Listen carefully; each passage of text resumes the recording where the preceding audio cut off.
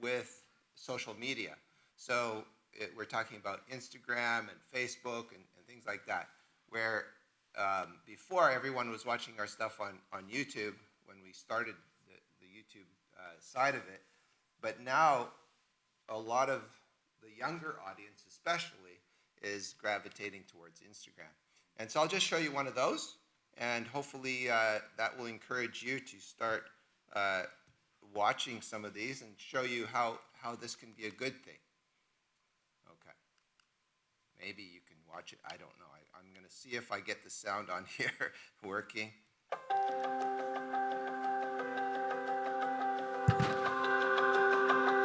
Something unexpected happened with me the other day. I was finished.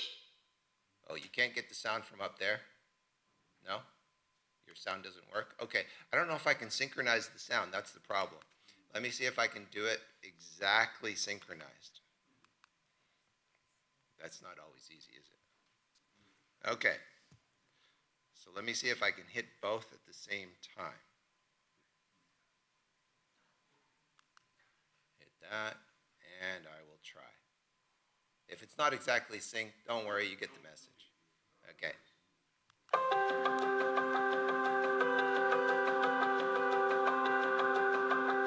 Something unexpected happened with me the other day.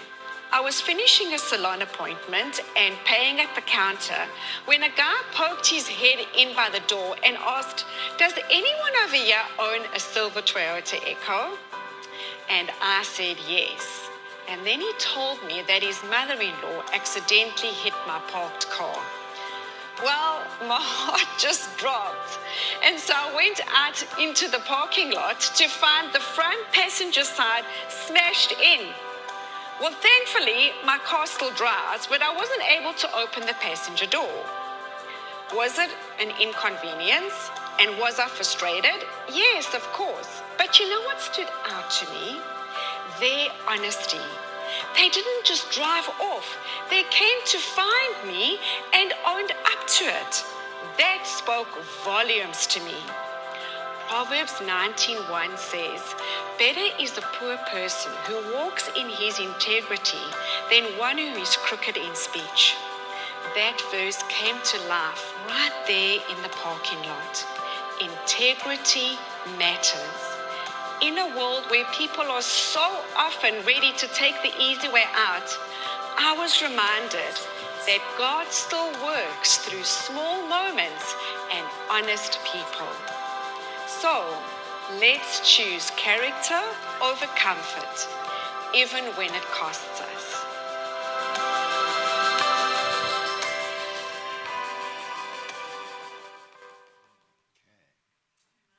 Just to give you an idea of the kinds of... Did you want us to use this microphone rather? Isaac? You got it? Okay. Okay, so Good. can you hear me? Oh, okay, Here, good. Renee's. And this one. Should I take that down? Yes. Okay, that works better. So using social media is, can be a blessing if you can get good messages out there. So we're going to give you ways in which you can help yourself and help the young people to make good decisions when it comes to this. So we're going to start off with this question, and we want you to discuss it. What is the purpose of a smartphone? So you want to take a moment to discuss that amongst yourself. 3, 4 people together, and if you got more, that's fine. So go ahead. Take a moment to do that. Turn around and you can just stay in the pews. Yeah, stay in the pews, move to somewhere where you can actually talk to someone. Okay, go ahead.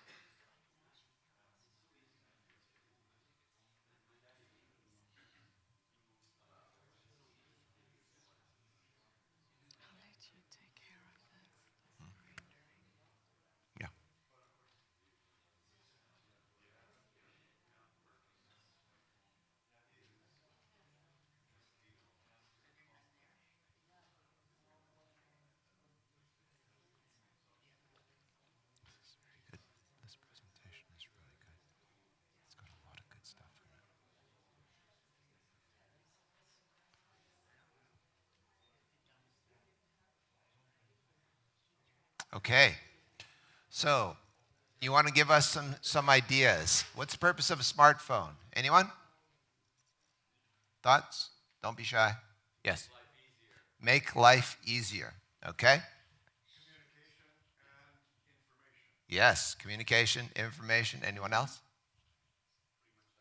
Okay. To stay in touch with loved ones who are far away. We do not live in the same place as our children, most of us, do we? Okay. And so they're elsewhere, or family members. Yes, Dee. You learn a lot through Bible studies, sermons. Yep. Anyone else? It should make us smarter. Yes. Smartphones should make us smarter. Okay, yes. To call for help, yeah. Call for help when you So need it. in an emergency. Yes, in an emergency. Okay. So, some of the top ones online are amusement, information, communication. So you can get apps that help you to stay in shape, maybe eat healthfully, which are good. You can use your device for learning, learning a language, for learning how to play an instrument. I have a friend who owns a company down in the United States. He was actually one of my students, and his company does fabrication with metal, and he does some videos online, are teaching videos that you can't get anywhere else. And so he teaches people how to do things that there's no other videos or information available on. And so there's lots of good things you can do with it. The top 10 uses of smartphones are: number 1, internet. So internet search, web browsing. That's the top one. The second one is making phone calls. And then number 3 is listening to music. Number 4 is using social media apps. Number 5 is sharing or sending photos and videos. Number 6 is banking. Number 7 is shopping. Number 8 is using our GPSs for navigation.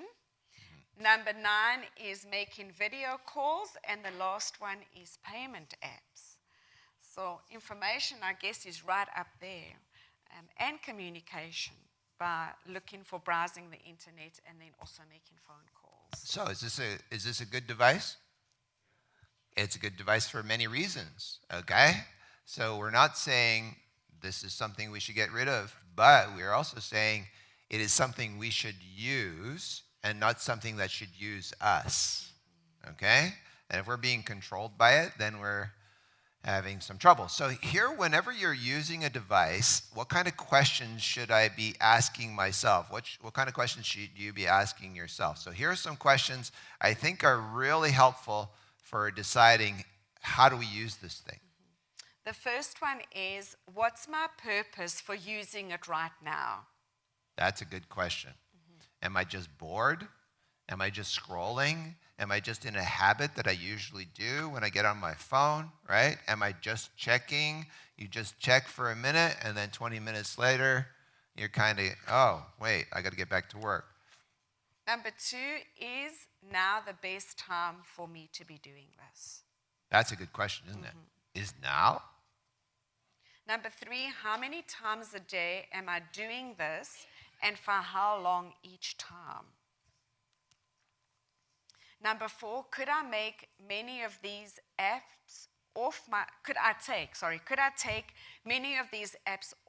computer and only off my phone. off my phone and only use them on my computer at a fixed location for a fixed duration of time? That's important. So do I get, for example, I know of a pastor, he has a congregation of 7,000.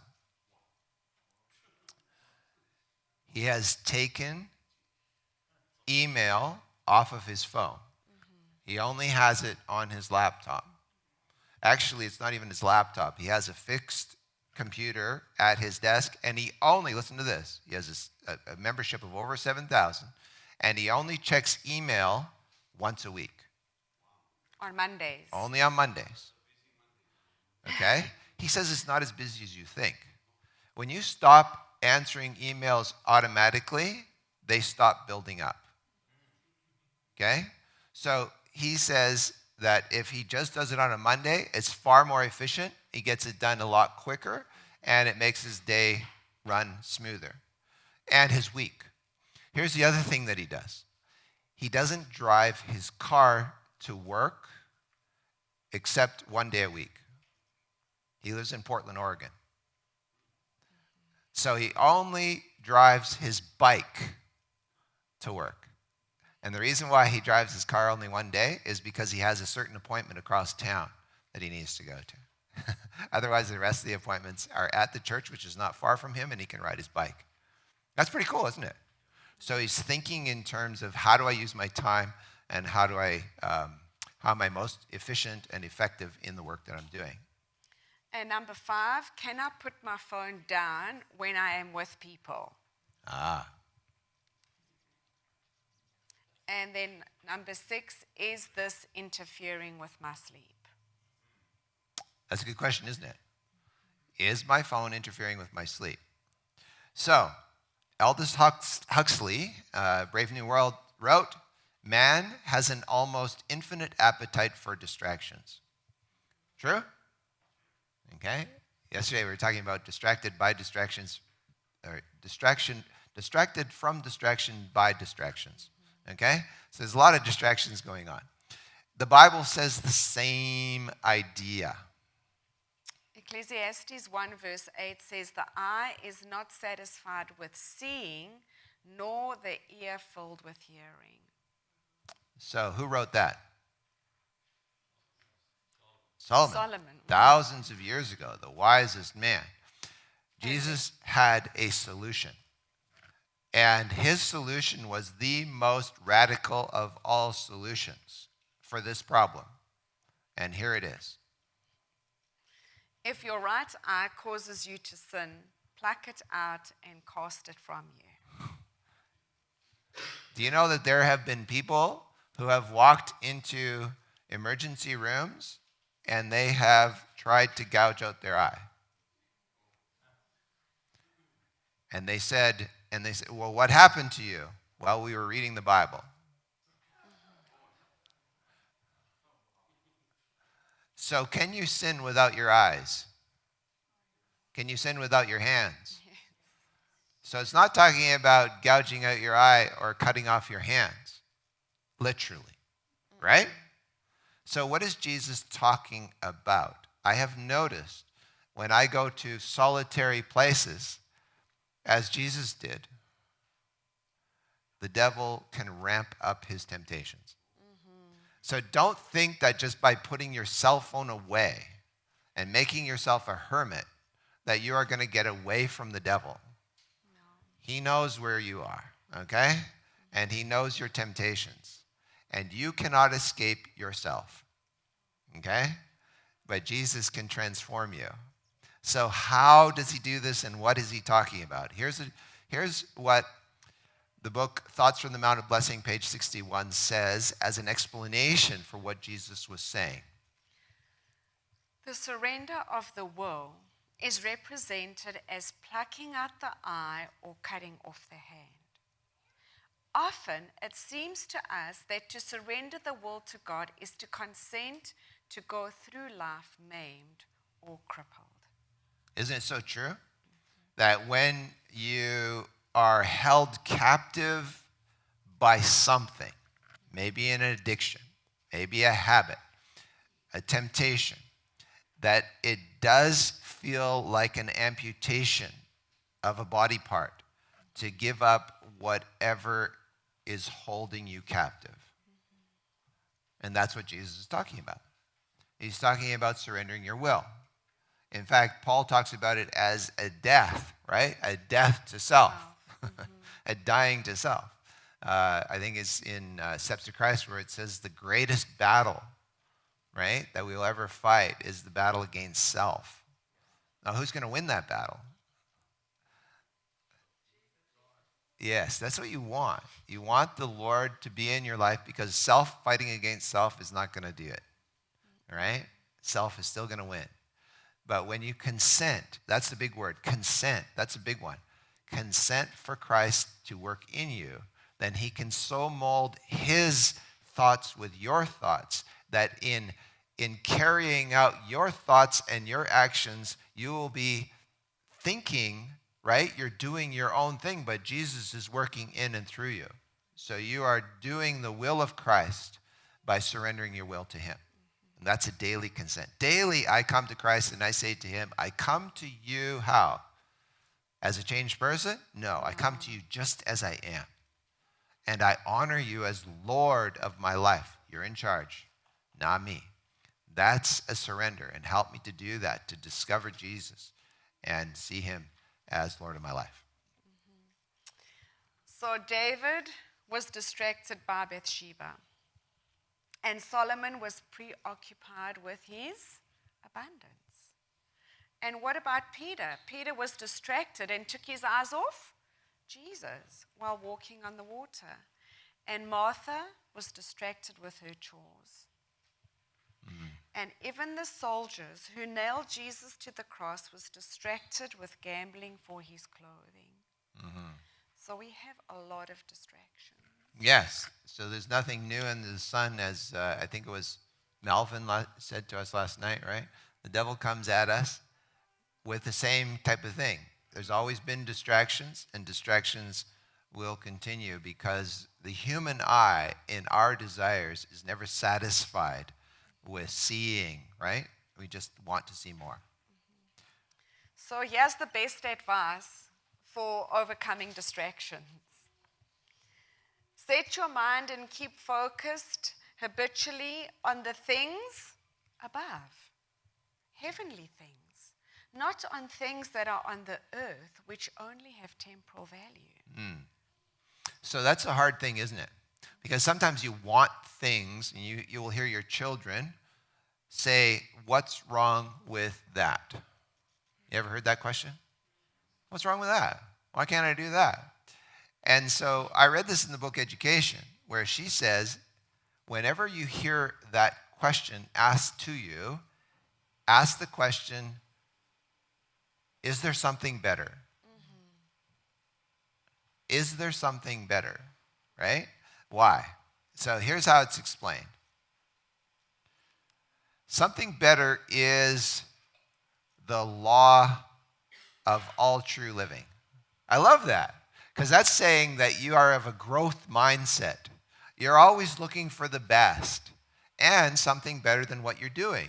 So can you do something better? This is the law of all true living. Whatever Christ asks us to renounce, he offers in its stead something better. He does.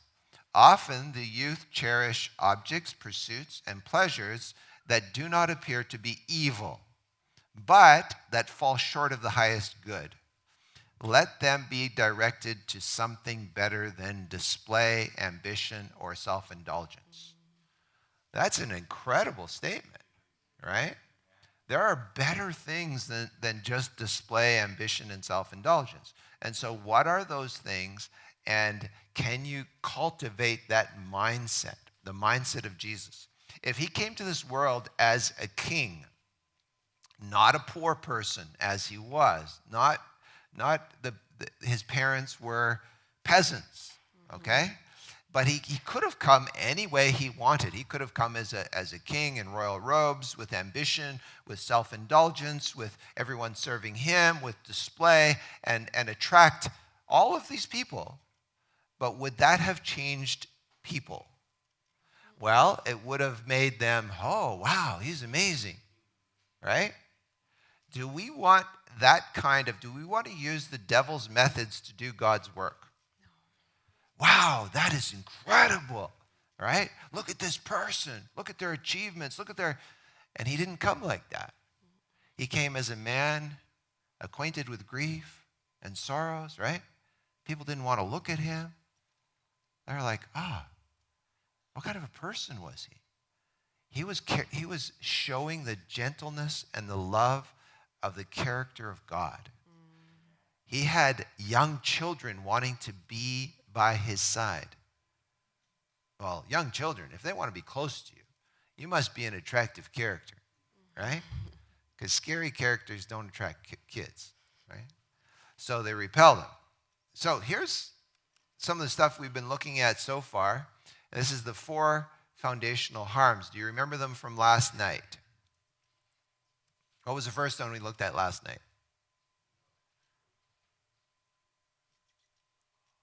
Social deprivation. Yeah, we talked about social deprivation last night. We talked about how to be socially isolated is actually very harmful for your health. It's harmful for, your well-being. And so it's not good for man to be alone. God did not create us to be alone. And this is what these apps and these devices do to us. They tend to withdraw. People tend to withdraw from others when they are doing that. And so you see young people, instead of being outside playing with friends as we used to do, what are they doing? They're in their bedroom, right? Doing something that's quiet. I always say a quiet child is not a good child. You want a noisy kid.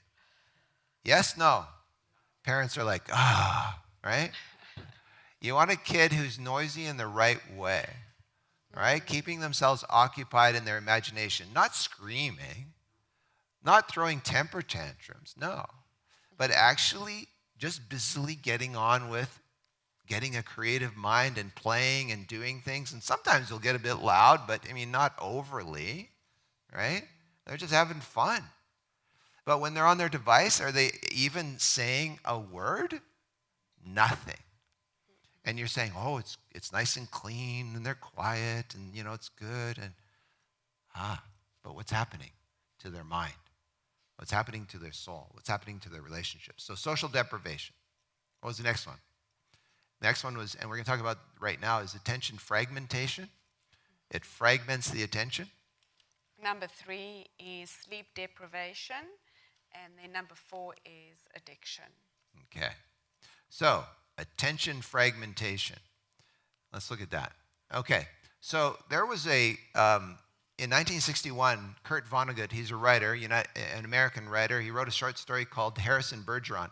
And it was set in this ultra-egalitarian future America where by constitutional amendment,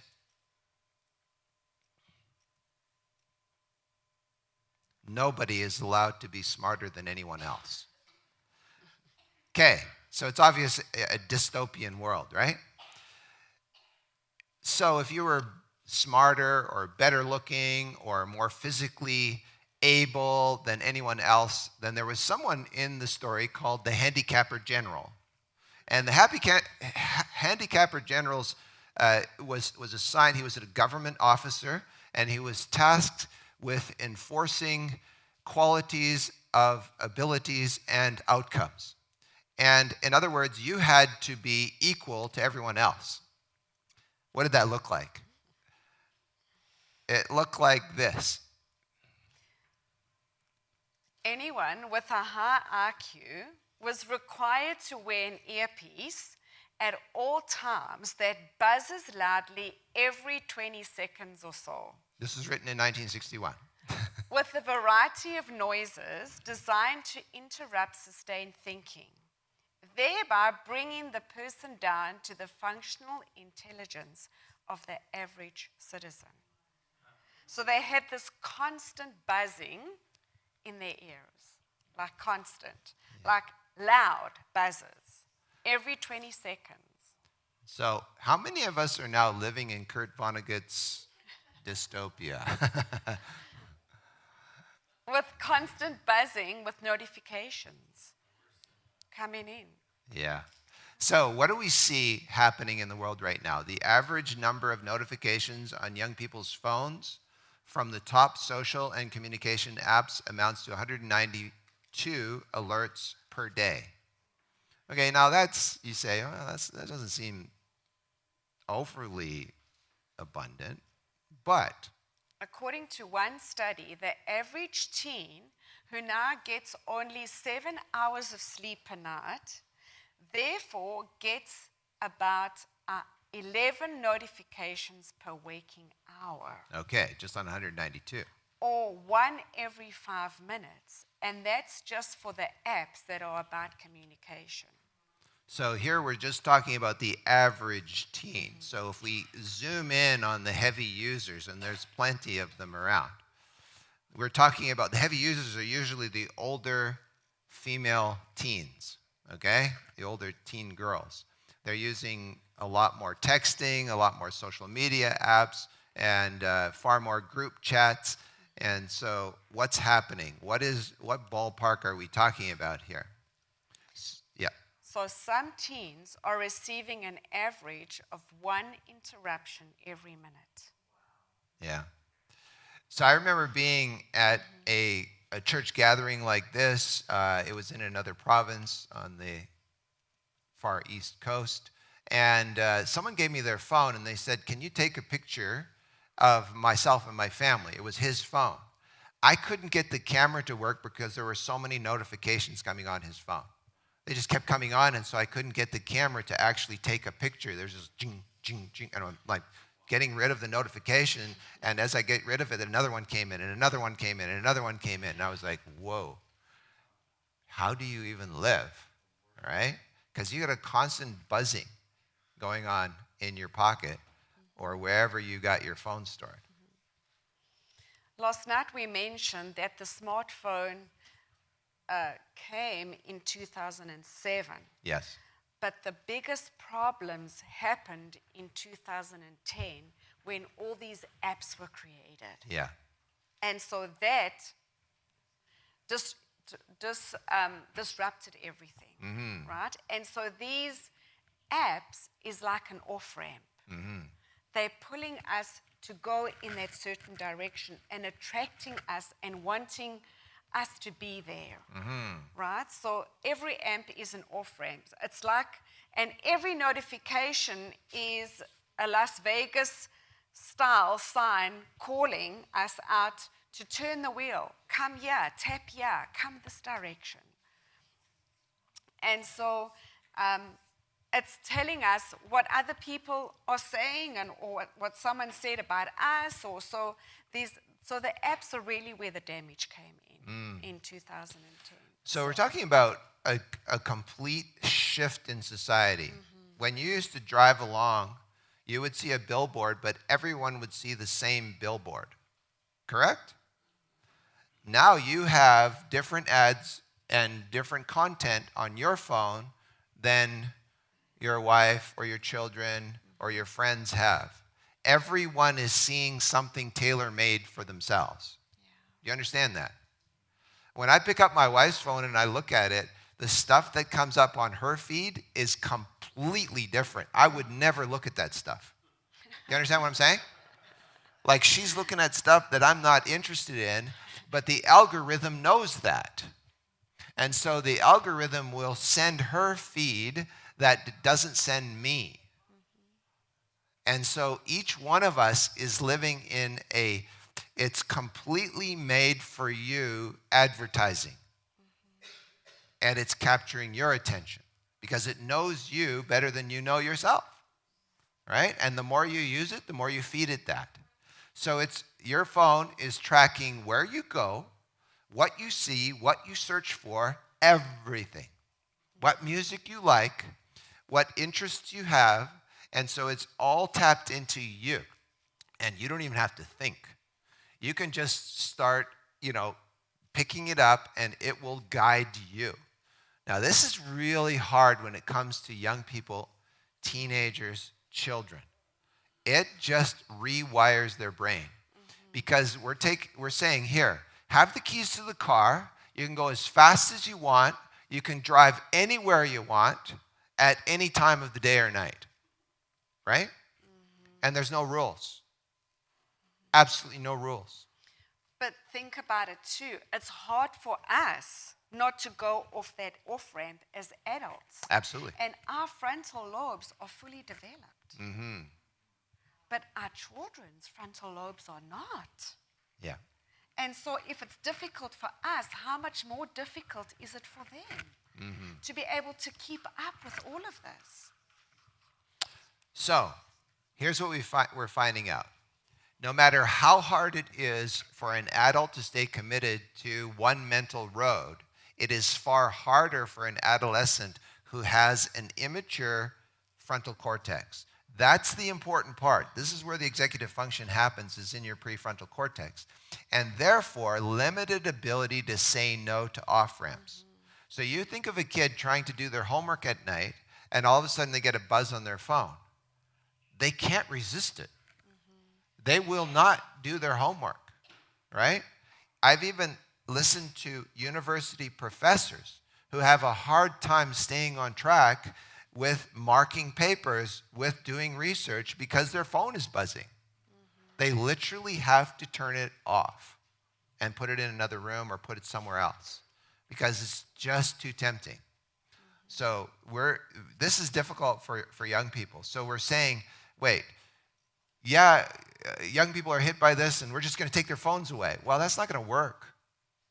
We have to be a lot smarter than that and figure this out, because there are ways in which we can do this to help them to make those something better decisions. And how do we do that? So capturing the child or the teen's attention with immediately exciting sensorial stimuli is the goal of app designers, and they are very good at what they do. Yeah. So the colors, yeah. the brightness of things on the screen, it's not real, but it's so captivating for little children to see that.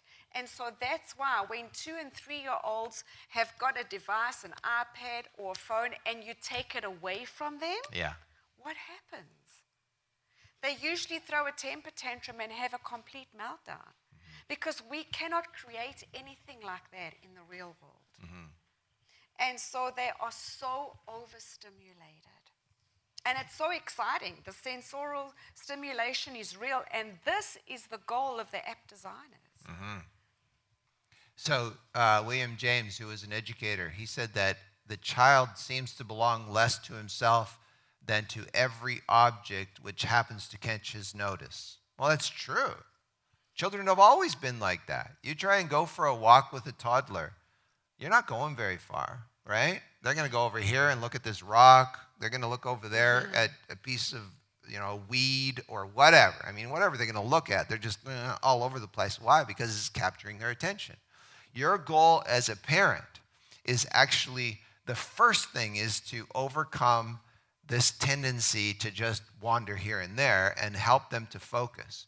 And so when you have a school and a society where the phone is just there all the time, well, you're not going to do this. You're not going to overcome this tendency. They're just going to be over here and there and everywhere. It's just because they can, and you won't see it because it's right in front of them. So what they're suggesting now is the most effective is a phone-free school. A completely phone-free school. We're not talking about a phone-free classroom, because a classroom, as soon as the class is over, the kids just take out their phones and they go from one class to the other, and they do not connect with each other. They need to. And just having that phone in their pocket, you have to be a police officer not to see them. Right? I mean, you're gonna see it all the time. You have to be and checking. Well, the teacher isn't a police officer, right? And you're gonna miss it. They're gonna get around all those loopholes. You have to have a phone-free school. So a lot of the schools now have lockable pouches where they take their phones and they turn them in. First thing when they get to school in the morning, they put their phones in those lockable pouches or those lockers. Their phones are locked. And then the kids will go to school. At the end of the day, before they leave, they unlock it and they get their phones back. And the results have been phenomenal. Absolutely phenomenal. Phenomenal. Like, teachers walk past the lunch rooms and the cafeteria rooms, and they can hear kids laughing and talking.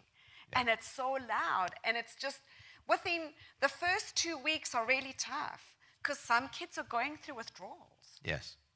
But after that, they say it's so amazing to hear kids laughing and talking and to see them playing on the playgrounds.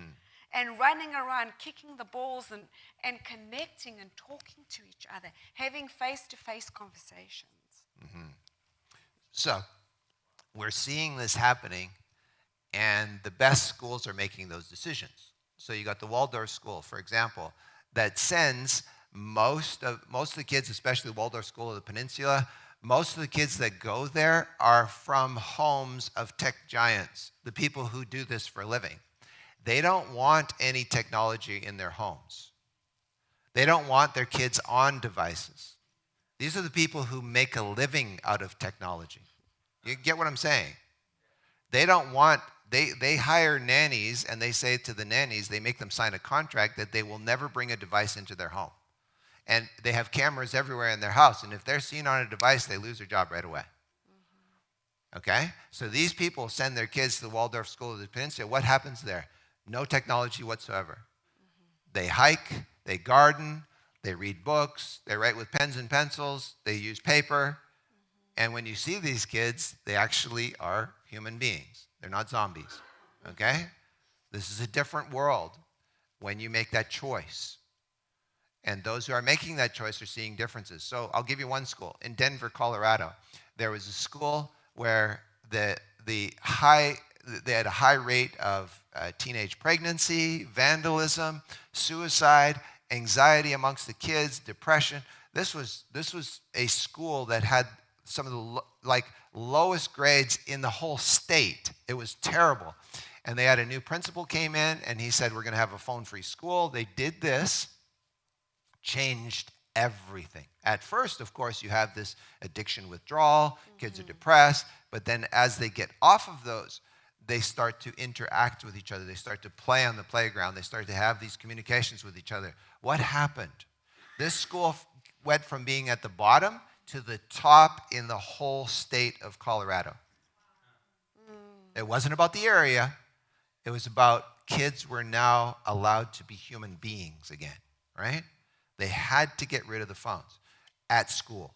They could not have them there. And then the kids learned to socially regulate. They regulated their emotions, and they also regulated their attention span, so they weren't so fragmented in their thinking. And that is incredible. There's a number, and this principal got so many awards because of it. So this never-ending stream of interruptions, this constant fragmentation of attention takes a toll on the adolescent's ability to think and may leave permanent marks in their rapid reconfiguring brain. And that's the hard part, right? It can lead to permanent problems. Many studies find that students with access to their phones use them in class and pay less attention to their teachers. Obviously, right? So even like Mark was saying earlier on, even if it's on silent, when it buzzes, it's buzzing in their pocket, that's distracting them. Yeah. And some kids can actually text with the phone behind their backs. Right? So they'll get a Or on their notification on their laps. watch, and they Yeah. can look at it. You think they're checking the time, right? They're actually just checking the message, and then they can text back. It's crazy stuff. So we're not making any of this stuff up, and we could tell you horror stories that are way, way worse. But we're just telling you that this is causing the brains of our young people to be rewired in such a different way that it's almost impossible to change that.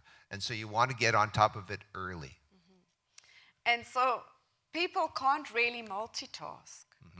All we can do is shift attention back and forth between tasks while wasting a lot of time on each shift, That's what's happening. instead of focusing on one thing and doing that properly. Right? But even when students don't check their phones, the mere presence of a phone damages their ability to think. Just the presence of a phone? That's incredible. Yeah. So the Canadian Pediatric Society recommends no screens of any kind for a child under 2 years of age and strict limitations on older children. In the first 6 to 7 years, the child's brain is expecting to wire up in a 3-dimensional, 5 senses world of people and things. That's important. A 2-dimensional world, what's that look like? It's a screen. It's a screen, yeah.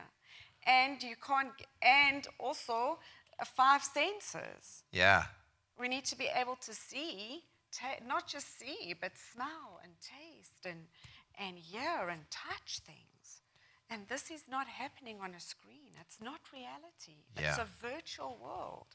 Sometimes when people meet us, they're like, "Oh, you're a 3-dimensional person, right? You're an actual real person." Yeah. Because they're used to seeing us on a screen. And so we just did a wedding in California, and we had been counseling with this couple for months. And I had never met her. I had met him. He was one of our students. But now I'm sitting there looking at both of them. They're both the same height. When you sit down and you look at a screen, they both look the same height. I didn't realize she's much shorter than he is. So when I saw them in person, my brain had to reconfigure what I was looking at, right? Because now you get to know someone on a screen. They're totally different in person. Have you ever noticed that? You ever had that experience? It's odd. It's really strange when you actually meet the real person. Oh, okay. So screen time for younger children is not recommended apart from video chatting with caring adults. Okay. So if you do FaceTime calls. Yes. And so we did that a lot, of course, because we have our children overseas, but then we have our one daughter who has 2 children. The one is 3. and the other one is a year, a couple days ago. And so we're talking to them on a screen. But when they see us, is that better? Oh, yeah, way Oh, better. a million times better, right? Because then they can play, and we do so many things together. And, especially the youngest one, he would look at us like he knows us, but this is not the same person because they're holding me now, right?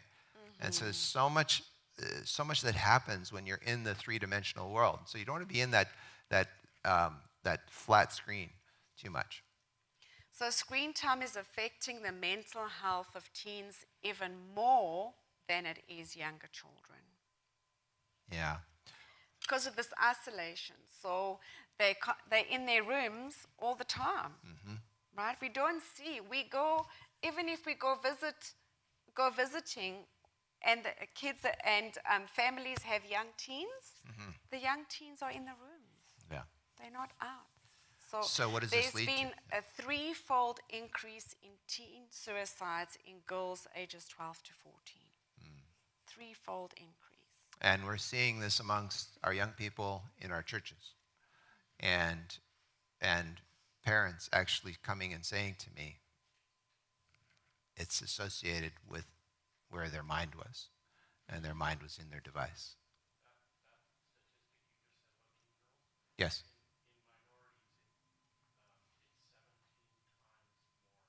In minorities, it's 17 times more. Yeah. Well, it's in social media. And that this is the thing, this is something that is measurable. You can see that this is hit, especially the countries where you have this used the most. And it's almost every country in the world, but not every country has as much access as others. Yeah. So thank you for sharing that.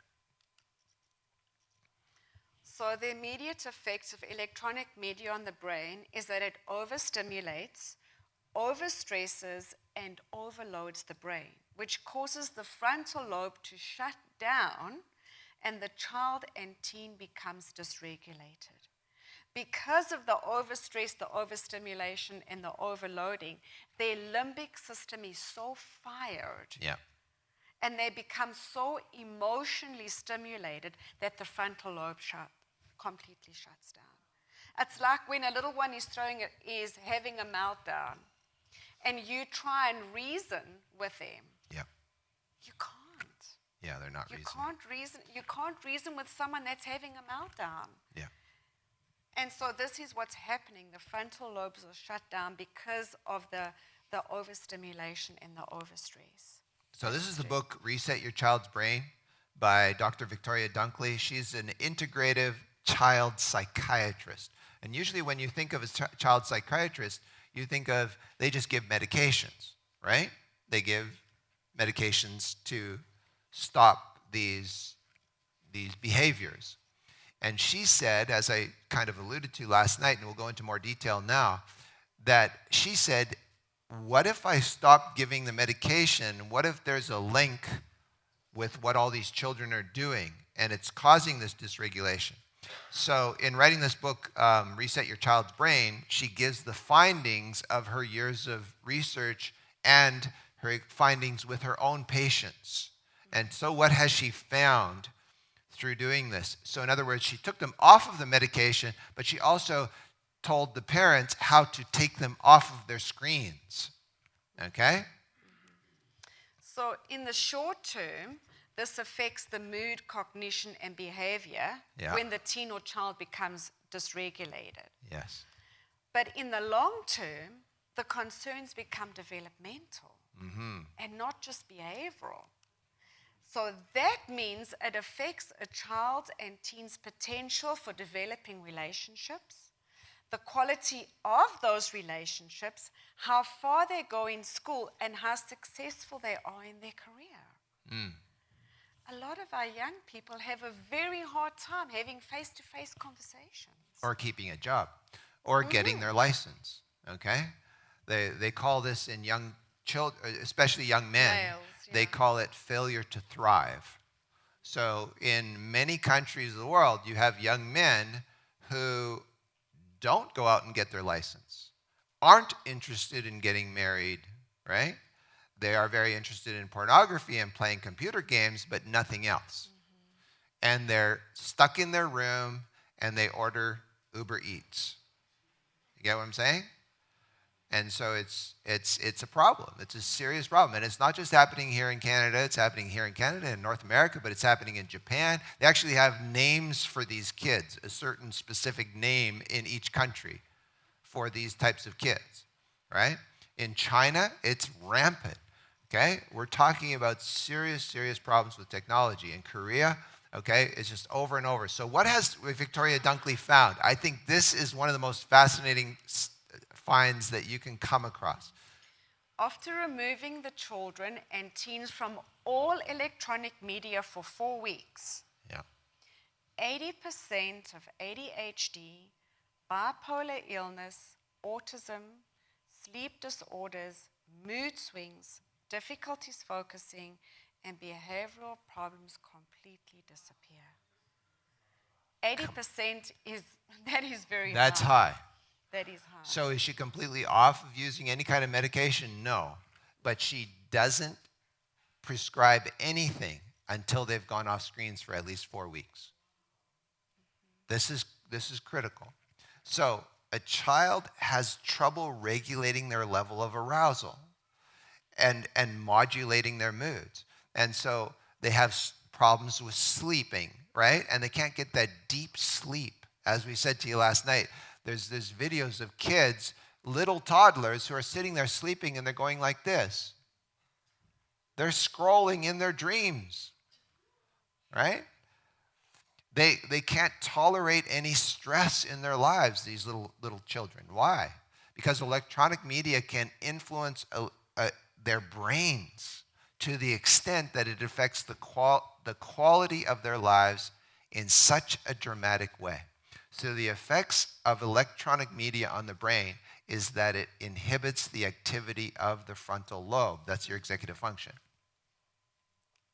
They also did a study in Denmark where teens and young adults were encouraged to go off social media for 1 week. Just only. 1 week. Just 1 week. And look at the statistics.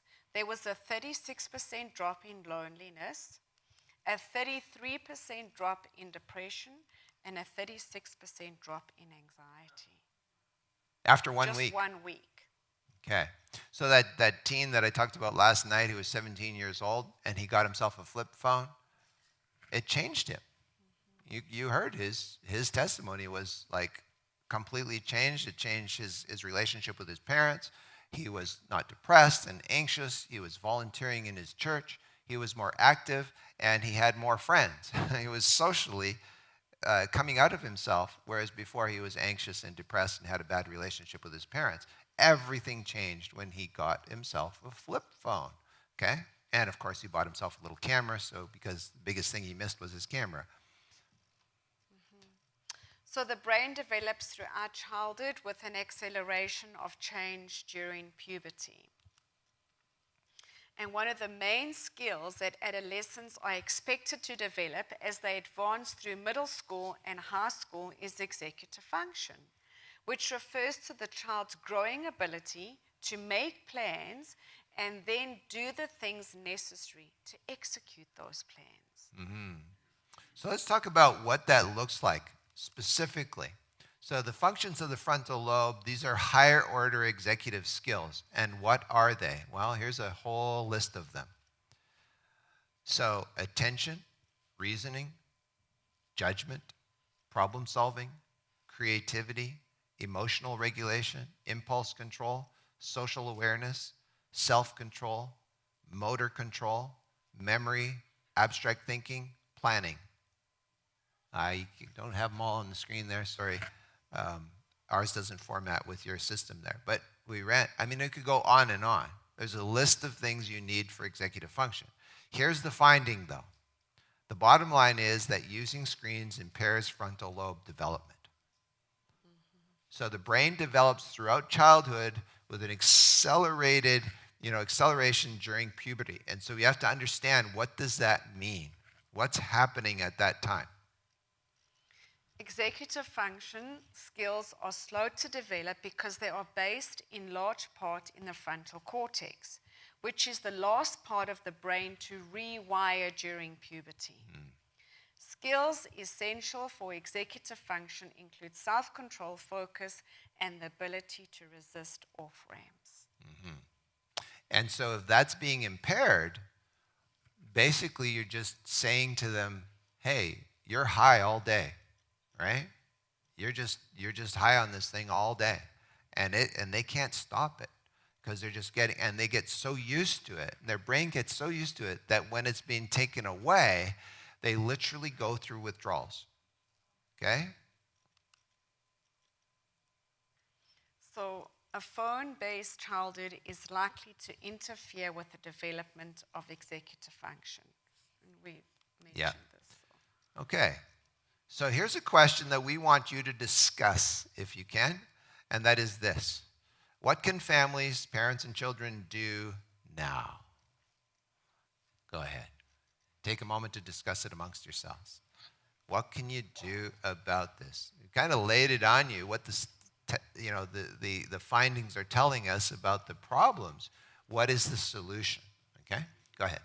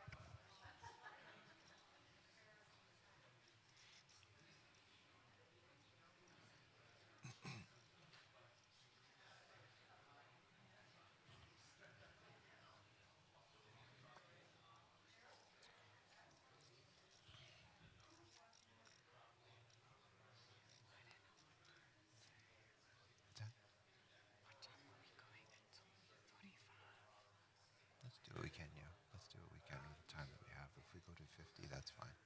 They're here for this the whole day anyway, so it's not going to change. Okay. So, any thoughts you want to share with us? Don't be shy. Yes, go ahead.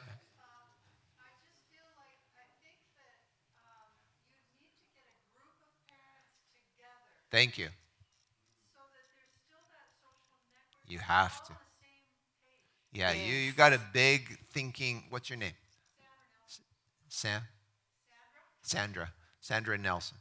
You did a great job. I mean, that is big thinking. You really do have to get a network of friends, of parents, of people who are on the same page. Thank you for that. Yes, anyone else? Yes.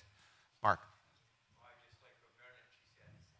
If you're going to try to control the children, you got to control the parents first. Yeah. Yes.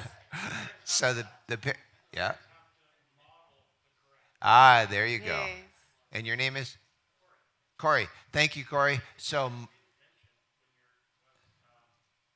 when you're a very important thing that's happening with young people because of social media devices is self-awareness, self-appreciation, self-like. All those things completely plummet. they do. They do. So, self-awareness, yeah, all of those go down. Like a person becomes like a insignificant in Yeah. the fast. Like when you're a young person, Yes. you have a group of friends that you are friends with, and that's very important. Yes. But if you're addicted to your phone, your Yeah. friendship circle or your acquaintance circle, I wouldn't even say friends because they're pretend relationships. That's right. So what happens is it gets like just Blown. like there's no That's right. real connected friendships with just this few individuals. Absolutely. So what happens is when you have that big a circle of people that you are surrounded with, and it's all pretend. Yes. There's no real relation. Your awareness, self-awareness, self-appreciation, self-like, all these things just Yeah. go way, way down because you become just Yeah. in your own mind. You become so insecure. You do. You Yeah, do. that's Good. true, Corey. So, When we don't have that community, because we were created for connection and created for community, and when we don't have that and we isolated in our rooms, of course, how can we have self-awareness? How can we have self-appreciation? yeah. Right? We can't. How can we even have self-worth? And so that all plummets, and hence we have teenagers that are struggling with depression, anxiety, that are suicidal, Yes. right? Because there's no community. There's no community, no relationships, a complete disconnect. Yes. So, the first thing you said there was modeling. Parents need to model it, and we learn that in our socializing. So, first over here, and then over to Julie. Yeah. Advocate. Okay. Yes. Educate. Educate. Got ya. Yeah. Yes. Yes. Yeah. And that education really does go a long way. They do listen. They do listen. Actually, because you're talking their language, they understand it. They want a way out. So you're right. But talking to them and listening to this is good. Yeah. Teaching all the kids I have here, I've got a lot of kids who are diagnosed, not a lot, but that are diagnosed on the spectrum. And yet when I talk to them and whatever, I figure out that they're on their devices, Yeah. whether computer or phones or whatever at home, Yes. almost like Yeah. or like grade 7, they don't have like summertime.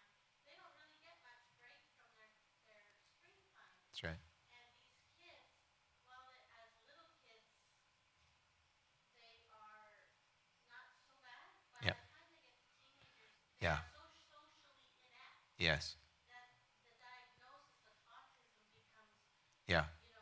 obvious. Yeah. And it's like, Yes. would they really be? Would they really be? Yeah. Good question. Because of their ineptness, they are very awkward in society, and they don't have to be. They don't have to be. No. I agree.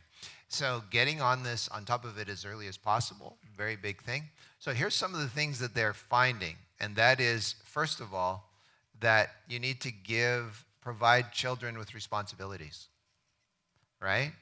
Do things at home. So make them feel like they're an essential part of the family by giving them things to do so that they can grow up, so they don't feel useless. So there's so many children that have the sense that they make the statement, my life is not very useful. Okay? So give them something to do. Also, kids thrive when they're encouraged to function on their own and to realize how much they are capable of doing. Yeah. When you give kids tasks, it's incredible. I mean, we meet kids who are like 12 years old and they've already got their own job, right? They're doing things. They're not sitting at home. They're really, really active, okay? We have a good friend who owns his own company here in BC. He was a young kid. He himself never went to university.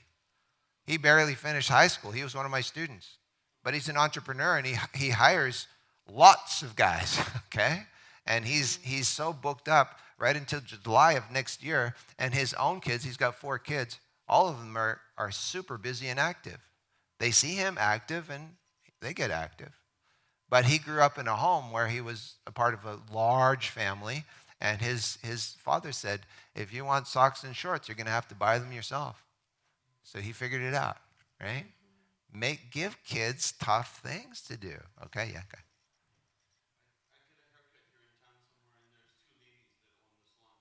One of them, I didn't know, but her husband showed up once with her grandson. And the grandson couldn't have been more than like 10, 11 years old. He goes back, he grabs a broom, and he's sweeping up.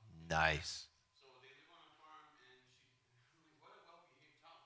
She said, yeah, our daughter and her son-in-law, Yeah, they raised the kid that he can only have so much time yeah, on the internet, yeah, and the rest of the time he's doing chores around yeah, the farm, whatever it is, right? yeah, Cleaning up after the dogs, cleaning whatever, like yeah, anything, right? So yeah. So get kids outside. That's good. And doing things like on the farm. And many of the best adventures are going to happen with other children in free play.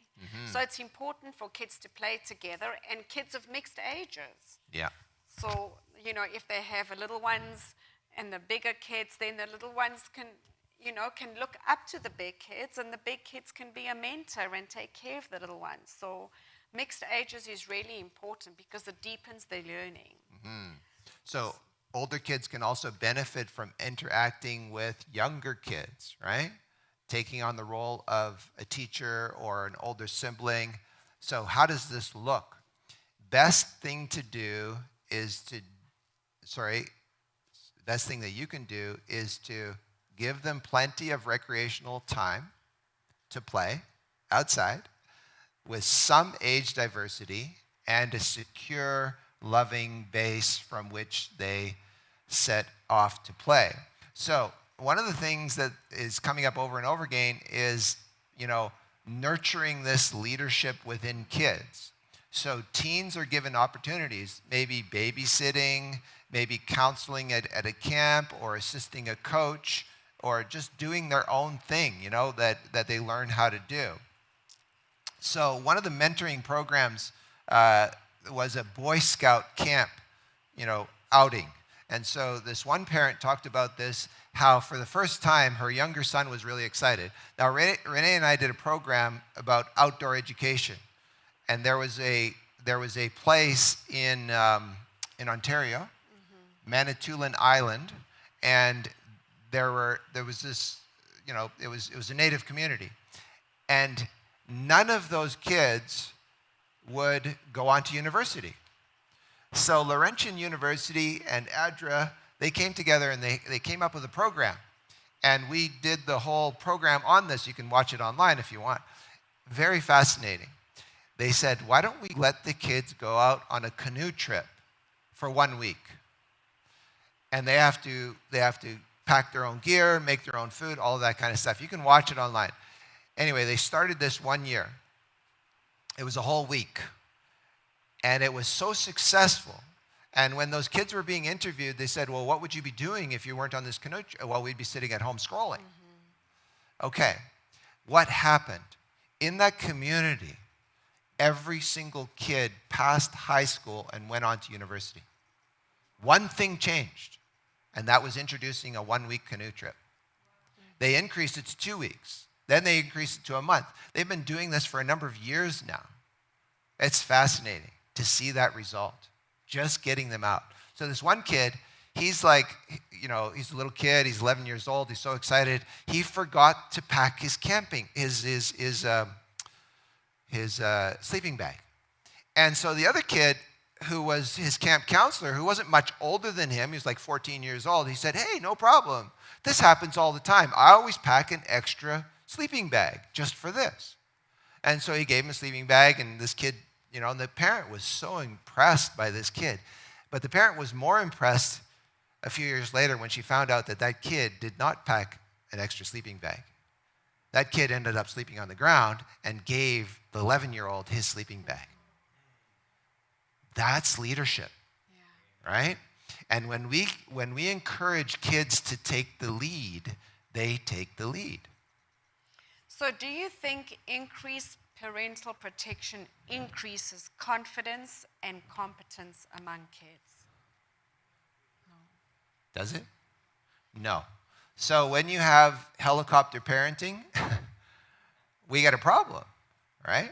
So it actually increases their sense of, I can't do it, right?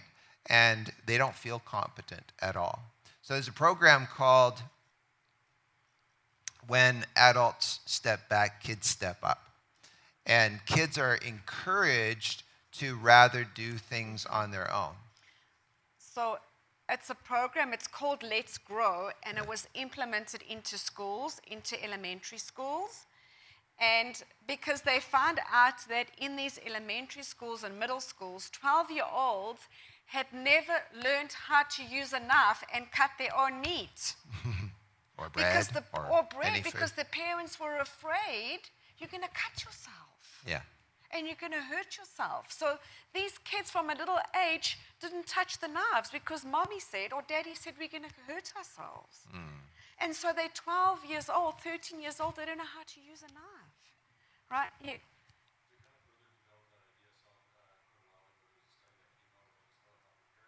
Yeah.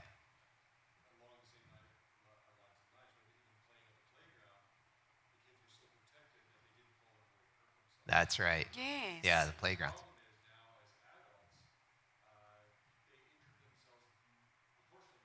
More. That's right. I don't know how to do this. Yeah.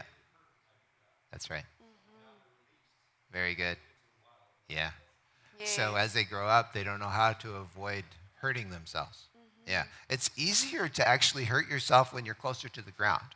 So let them hurt themselves when they're young. You don't want them to hurt themselves. But go home, right, and say, can you walk the dog? Can you make a meal? Can you run an errand? Can you do things that are going to help you to increase your confidence and competence? Because increased parental protection leads to increased anxiety and insecurity among kids. Does that make sense? Okay. So we need to allow our kids to do things. Like they did this program, and there was a boy, I think he was in grade 2, maybe 8 or 9-year-old, and the school decided to do these projects where they had to go home and they had to do something they've never done before, like do the laundry, for the whole family. And so this one little boy cooked. He decided he was going to make a meal, and he cooked like a 3 or 4 course gourmet meal, and he was only 8 or 9 years old. And the family was so surprised, but then they realized he's got a talent for this. And so he felt so useful and so independent that he had achieved something by making this meal, and he loved doing it. Yeah. So we need to let our kids do stuff. I'm just going to go through a couple of slides here quickly, saying that really we shouldn't blame parents for helicopter parenting. It really is the media that's telling us to be anxious. And we become more and more afraid, and we have to have apps on their phones so we can trace them everywhere that they go, and we have to, put bubble wrap around them and lead them to school. So what happens? Here's a school. I think this is really, really interesting. There's a school that reduced imposed rules, and it was in New Zealand. In the specific school, kids were forbidden from climbing trees, from riding bikes, from doing anything that was risk-oriented. So the school took part in this study where they decided that they would reduce the rules in the school, imposed rules. So their principal, by the name of Bruce McLaughlin, what did he decide?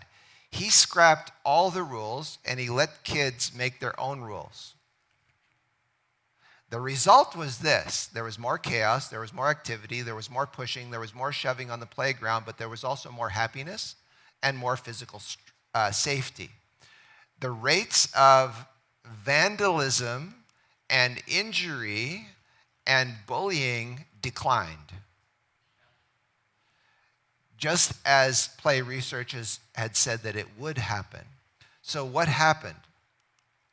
They had increased trust and happiness and confidence. Why? Because kids take on responsibility for their own safety when they're actually responsible for their own safety, rather than relying on an adult guardian to hover over them and tell them what to do. Isn't that incredible? So it changed everything. We showed this last night, that healthy risk-taking, and we see a decline in what the playgrounds look like. They used to be really scary, which was quite fun, okay?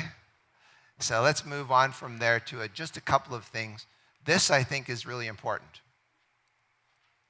And that is, before we go into church, most 11-year-olds have never climbed a tree. Is that scary? When they were asked, have you climbed a tree, they said, I didn't know I was allowed to. And then when they told them, yes, you're allowed to, they said, okay, and then they were allowed to climb up the tree. And then when they came down, they asked them, how did you feel about that? They said, well, I was kind of scared. What were you thinking about? Well, I was thinking I can't wait to get down and play my game. Okay? So there was something happening there. This is scary. 3/4 of children Yeah, you want to go to that one or spend, okay. Our children spend twice as much time on video games alone than on all outdoor activities combined. But look at this last one. 3/4 of children spend less time outdoors than prison inmates spend outdoors. So I'm going to just go really quickly to give you some takeaways that you can take home with you. Go camping. We've got lots going on there.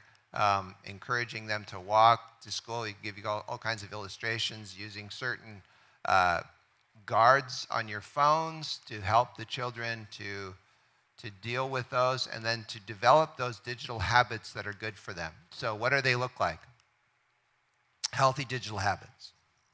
If you must use an alarm, use an actual alarm clock, not your phone alarm. Because if everything's on your phone, you just go to your phone for everything. Number 2, guard your morning devotions and evening sleeping patterns by using phone settings to mute all notifications. You can do that.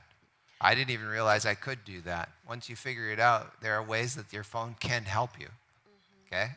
Just muting notifications will make a big difference. To mute and silence all notifications. Yeah, and hit the focus button. Really helpful. Answer non-urgent emails from your computer. I didn't go. Okay, good. Rather than responding immediately from your phone. Or when eating or spending quality time with family or friends, leave your phone out of sight and on silent mode so you're not distracted. Delete social media accounts from your phone so you aren't tempted to waste time scrolling when you are bored. Because that's usually when we scroll, when we're bored or when we're tired. Yeah. Number 6, if needed, use self-restricting apps, which will help limit time spent mindlessly browsing or scrolling. And number 7, invite your family members and close friends to give you feedback on your digital habits to help you to be aware of excessive phone absorption. Hope we didn't overwhelm you. Our aim is not just information, it's inspiration and then application, right? Which leads to transformation. You can do this stuff. It is doable. So take a moment to pray together. Turn to God with your requests, and then we will go into the next service, our church service. Okay.